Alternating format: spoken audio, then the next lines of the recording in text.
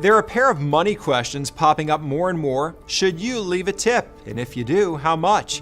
If you feel pressured or even a little annoyed after a digital kiosk asks you to leave a tip, you are not alone. A June 2023 survey by Bankrate showed 66% of Americans have a negative view of tipping, especially when it comes to digital payment prompts with predetermined options. We uncover why you're seeing more prompts to tip and what you should do the next time you're asked.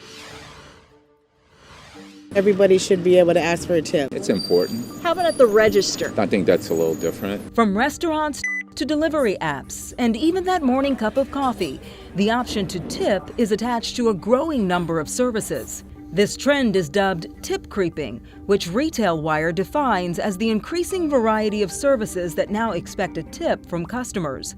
Dr. Stephen Miller of the Lee Business School at UNLV says what was a pandemic pastime to help struggling service workers has stuck. They're trying to give you the hint. It's not so much tipping, it's inflation. A May of 2023 report from NerdWallet shows 29% of Americans feel the pressure to tip has increased over the last year. When surprised with a tip prompt where I haven't seen one before, I pay it. Corey Mintz is the author of The Next Supper, The End of Restaurants as We Knew Them, and What Comes After.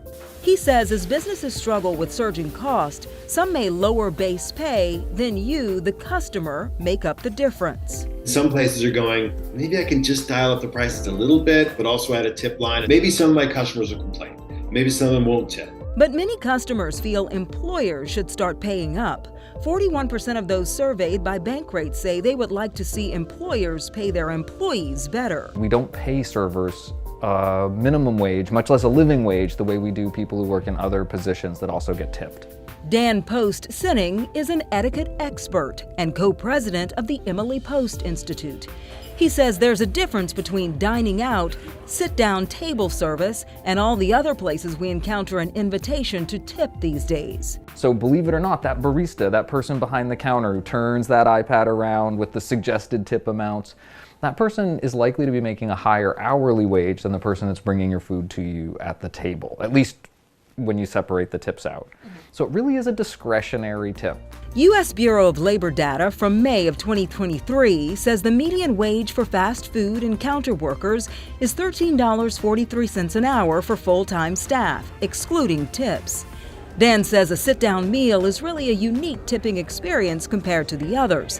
He also says when it comes to tipping, we should remember it boils down to thanking the worker who served us. Gratuities are rooted in gratitude.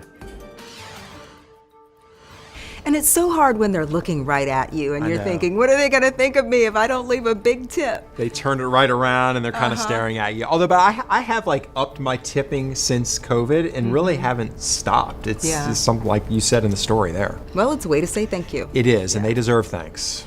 And the experts that we spoke with suggest a 20% tip at the register, especially if you don't know the base pay.